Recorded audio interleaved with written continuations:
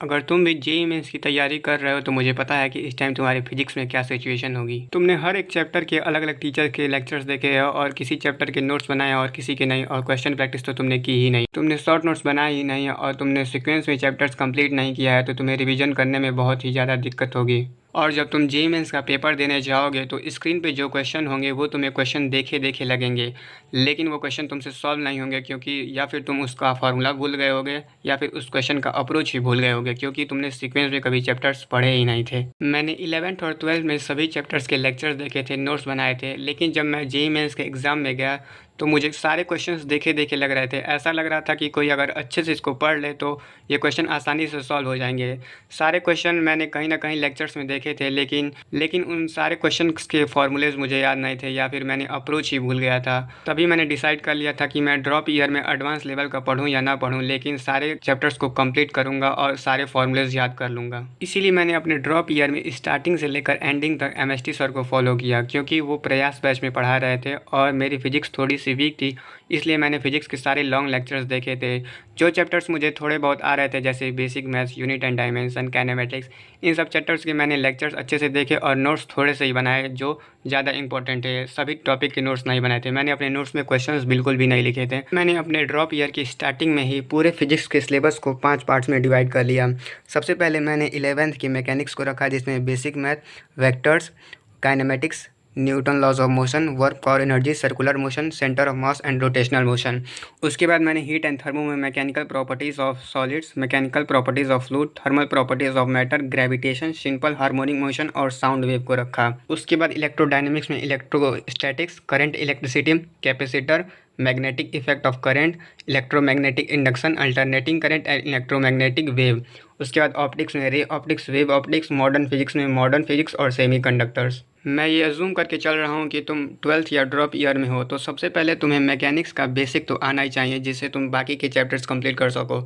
सबसे पहले तुम्हें इलेक्ट्रोडायनेमिक्स को कंप्लीट करना है, क्योंकि ये थ्योरी में भी इजी है और इसमें क्वेश्चन भी इजी आते हैं और इसका वेटेज बहुत ज़्यादा है। सबसे पहले तुम्हें इसे ही कंप्लीट करना है। इसके बाद तुम्हें थर्मो एंड हीट को कंप्लीट करना है। इसमें सॉलिड्स जो होते हैं, इलास्टिसिटी वाला चैप्टर, फ्लूइड्स कंप्लीट कर लेना है, gravitation, simple harmonic motion, sound wave and thermal properties of matter. ये सब इजी चैप्टर्स होते हैं, लेकिन इनके क्वेश्चन बहुत ज़्यादा आते हैं। इसमें थर्मोडायनेमिक्स भी है। इसके बाद तुम्हें रे ऑप्टिक्स, वेव ऑप्टिक्स और मॉडर्न फिजिक्स एंड सेमीकंडक्टर को कंप्लीट कर लेना है और एंड में तुम्हें मैकेनिक्स को अच्छे से करना है।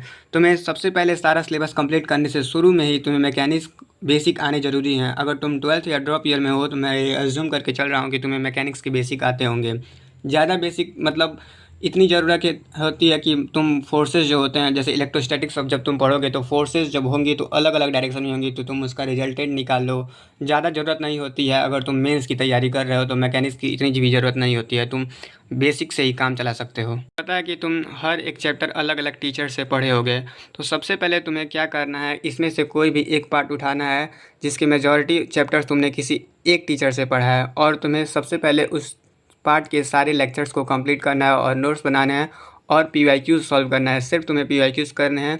एचडब्ल्यू तुम्हें टाइम हो तो तुम कर सकते हो या फिर स्किप भी कर सकते हो, लेकिन तुम्हें पीवाईक्यूज करना है। हर एक चैप्टर में अप्रॉक्स 100 क्वेश्चन तुम कंप्लीट कर लोगे तो वो पार्ट तुम्हारा कंप्लीट हो जाएगा।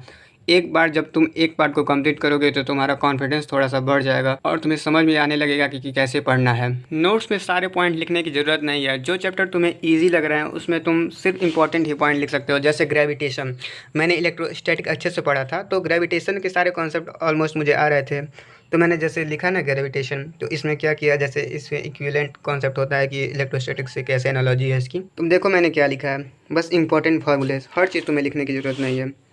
प्लैनेट, वेरिएशन, जितने डेरिवेशन है मैंने लिख दिए हैं। क्वेश्चन एक भी नहीं लिखे हैं, क्योंकि इनके क्वेश्चन इलेक्ट्रोस्टैटिक्स की तरह होते हैं।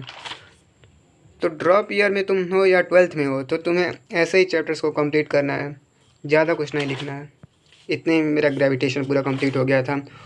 और ऑलमोस्ट तुम देखोगे तो हर एक पेपर में ग्रेविटेशन के 1-2 क्वेश्चन जरूर आ जाते हैं, वो भी कि ईजी क्वेश्चन ही होते हैं। जिन चैप्टर के नोट्स बहुत ज़्यादा बड़े हो गए हैं उनके तुम शॉर्ट नोट्स बना सकते हो। जैसे रे ऑप्टिक्स मुझे बहुत ज़्यादा टफ लग रहा था, इसलिए मैंने उनके बड़े नोट्स बनाए थे, तो मैंने बाद में उनके शॉर्ट नोट्स बना लिए थे। जैसे रे ऑप्टिक्स में तुम देखो मैंने शॉर्ट नोट्स कैसे बनाए हैं, क्योंकि लॉन्ग नोट्स को बार बार रिवाइज करने का तुम्हें टाइम नहीं मिलेगा, तुम्हें शॉर्ट नोट्स ही अच्छे से पढ़ना होगा। इसमें सारे फॉर्मूलेस तुम्हें लिख लेने हैं अच्छे से। ये मेरे उनके हैं मॉडर्न फिजिक्स से, इसमें भी थोड़ा सा मैंने शॉर्ट नोट्स बना लिया था मॉडर्न फिजिक्स से। उसके बाद थर्मल प्रॉपर्टीज़ ऑफ मैटर, इसके तो मैंने यही नोट्स बनाए थे, शॉर्ट नोट्स क्या बनाए, इसी को बना लिया था क्योंकि ये इजी चैप्टर है इसलिए। फिर थर्मोडायनेमिक्स, ये केमिस्ट्री मैंने अच्छे से पढ़ा था इसलिए यहाँ पे सिर्फ शॉर्ट नोट्स ही बनाया था। ये मैकेनिकल प्रॉपर्टीज़ ऑफ सॉलिड, ये भी इजी चैप्टर होता है, मैंने एक ही पेज में इसको कंप्लीट कर लिया था, ज़्यादा नहीं।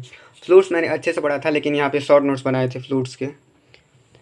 शॉर्ट नोट्स जब भी बनाओ तो ये ध्यान रखो कि जितना कम पेजेस में हो सके उतना, ऐसे अगर नज़दीक नज़दीक लिखोगे तो ऐसे रिवीजन करने में बहुत ज़्यादा इफेक्टिव होता है, तुम देख ही रहे होगे।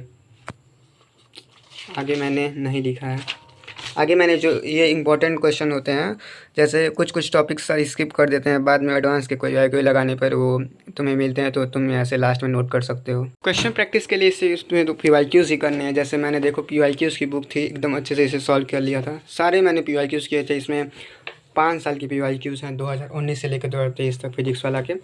और इसी को मैंने किया था, मैंने DPPs नहीं की थी क्योंकि मेरे पास इतना टाइम नहीं था, इसी को मैंने अच्छे से कर लिया था।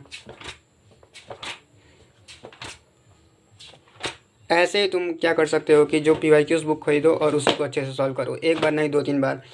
और होता क्या है कि फिजिक्स में, जनरली फिजिक्स में ही ऐसे इलेक्ट्रोडायनेमिक्स के कुछ चैप्टर्स होते हैं, जैसे magnetic effect of current, electromagnetic induction.